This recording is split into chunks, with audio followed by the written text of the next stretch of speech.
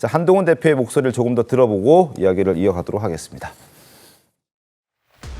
분명히 말씀드립니다. 어떤 이름을 붙인 헌정 중단이든 보수당의 당대표로서 집권 여당의 당대표로서 제가 앞장서서 맡겠습니다. 민주당에게는 이재명 대표 범죄 숨기고 이재명 세상 만들려고 우리 시민들이 촛불 들지 않을 거다. 그러니 착각하지 말라는 말씀드립니다.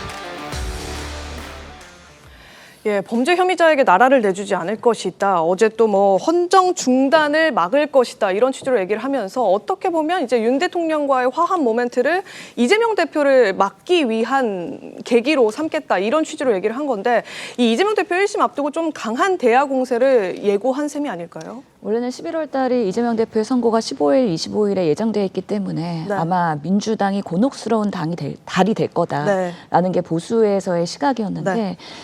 지난주를 기점으로 해서 뭐 대통령의 녹취록이 나오면서 반전을 깼죠. 네. 그러면서 11월은 국민의힘과 대통령실의 리스크 있는 달이 될 것이다를 어떻게든 한동훈 대표는 극복하기 위해서 그리고 11월 달에 뭔가 전국을 본인의 중심으로 끌고 가기 위해서 강력하게 이재명 대표나 민주당에도 경고를 하고 대통령실에도 경고를 하면서 그동안 지난 100일 동안의 취약한 리더십을 해결하고 극복하기 위해서 메시지를 내는 모습으로 보이긴 합니다. 근데 아직까지는 뭔가 가시적인 성과는 없는 상황이기 때문에 조금 더 지켜봐야 되는 한동훈 대표의 그런 정치의 행보라고 생각이 들긴 하는데요. 11월은 이미 국민들의 마음속에서는 대통령실이 이 명태균 씨와의 그런 공천이나 여러 가지 개입에 대해서 극복하지 못하면 민주당의 사법 리스크나 1심 그런 판결들이 크게 의미가 있을까에 대해서 상대적으로 민주당의 그런 위기들을 적게 생각할 우려가 네. 분명히 있기 때문에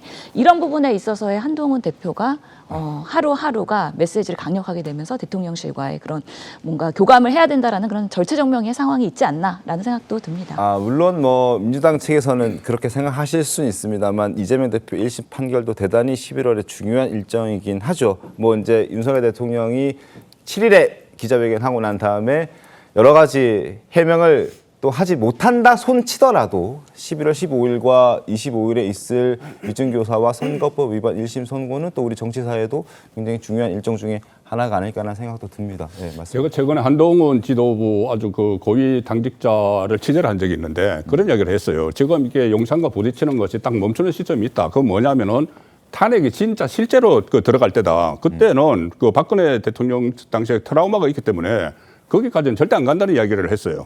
그런데 거기에 저는 이제 한동훈 대표 쪽의 전반적인 기류라고 봅니다. 그 상황에서 지난 주말에 대규모 집회가 열렸죠. 네. 또 이번 주말에 집회를 연다고 하죠. 네. 이 상황에서는 지금은 뭔가 정리를 해야 된다는 상황이고 이재명 대표는 그걸 알기 때문에 계속 그 한동훈 대표와의 대표회담을 계속 요청을 하는 거예요. 한동훈 대표도 그걸 알기 때문에 대표회담을 한번 한다고 했다가 지금 이것은 그 다음으로 지금 늦춰놓고 있는 단계잖아요. 네. 그 단계에서 이재명 대표에 대한 그 비판을 다시 이제 시작을 하는 것은 탄핵 정국을 시작을 했기 때문에 거기에 방어를 같이 하는 겁니다. 그래서 저는 이 상황이 윤석열 대통령, 한동훈 대표의 갈등을 어떻게 보면 공동 위기이기 때문에 수습하는 계기가 되고 있다고 보거든요. 네. 그리고 특히 조금 전에 이재명 대표 그 금투세 이야기 하셨지만은 아니 금투세 이야기를 하고 어제는 또 최태원 SK 회장을 만났어요. 그 AI 관련 뭐 그 행사에서 만났는데 실제로 이재명 대표가 사법 리스크에 걸리고 나서 AI 기본법 같은 것을 굉장히 급한데 그 논의도 안 되고 있어요. 실제로 그런 그 법률 활동을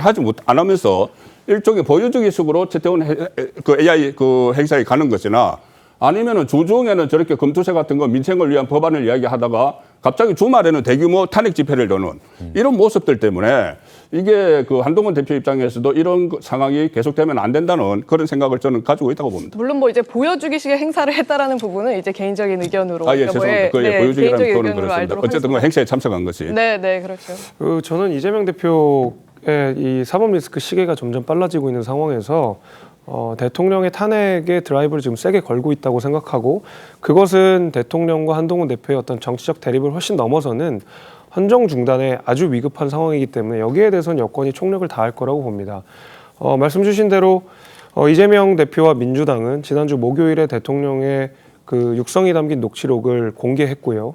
그 주 주말에 대규모 집회를 했는데 생각보다 그 녹취록 탄핵이 가지는 뭐 파장에 비해서 그날 집회에 모인 사람들의 인원이라고 이런 것들은 생각보다 많지 않았다는 것이 뭐 언론 보도에서 제가 확인을 한 바인데 이재명 대표 입장에서 초조할 수밖에 없는 게 2016년에 탄핵 집회가 있을 때는 시민사회가 먼저 집회를 주도하고 마지막에 정치권이 참여하면서 탄핵에 불을 붙였던 그런 기록이 있는데 역사가 있는데 이번에는 민주당이 주도적으로 이 집회들을 계속 이끌어 나감에도 불구하고 과거만큼 그렇게 불이 잘 안 붙는 상황이거든요.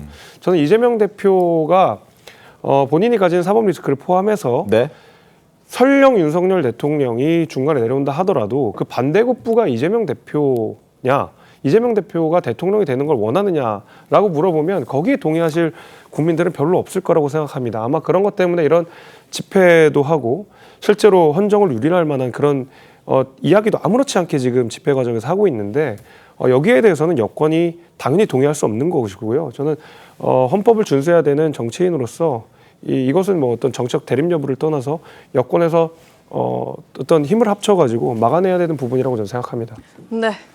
아니 그 지난 11월 2일에 있었던 민주당 주도의 집회의 성격은 탄핵 집회가 아니라 김건희 여사 특검법을 받으라라는 집회였습니다. 그러니까 왜 원내 다수당이 그리고 그 172석을 갖고 있는 정당이 왜 원외로 나가느냐는 비판이 있었잖아요. 그런데 원내에서 김건희 여사 특검법을 2번이나 발의를 했습니다. 하지만 대통령께서 계속 거부권을 행사하시면서 이거를 무효화시켰죠. 그렇기 때문에 원내에서 할 수 없는 일이기 때문에 원내는 원내대로 하면서도 원외. 왜냐하면 김건희 여사 특검법에 대한 국민적 여론이 워낙 높고 절실하기 때문에 그거에 대해서 국민적 그 눈높이에 맞춰서 발맞춰 가기 위해서는 원외에서도 같이 할 수밖에 없다는 말씀을 드릴 수밖에 없고요. 그리고 또 헌정 중단을 막겠다라는 말씀이 저는 그렇게 막을 수 없다는 말씀을 드리고 싶어요. 왜냐하면 우리가 헌정 중단을 민주당이 할 수도 없습니다. 민주당이 마치 헌정 중단을 지금 추구하고 있는 것처럼 말씀을 하시는데 그렇기 때문에 나서서 막겠다고 하시는데 민주당이 어떻게 헌정 중단을 합니까? 헌정 중단을 만약에 혹시 민주당이 지금 그 압박을 해서 특검법을 통과시킨다고 한들 그거에 대해서 유죄 판결이나 아니면은